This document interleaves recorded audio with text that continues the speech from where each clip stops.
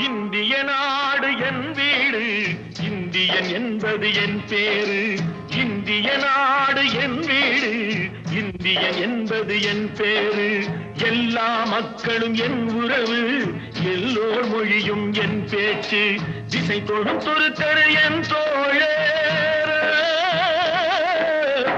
அல்ஹம்துலில்லாஹி ரப்பில் ஆலமீன்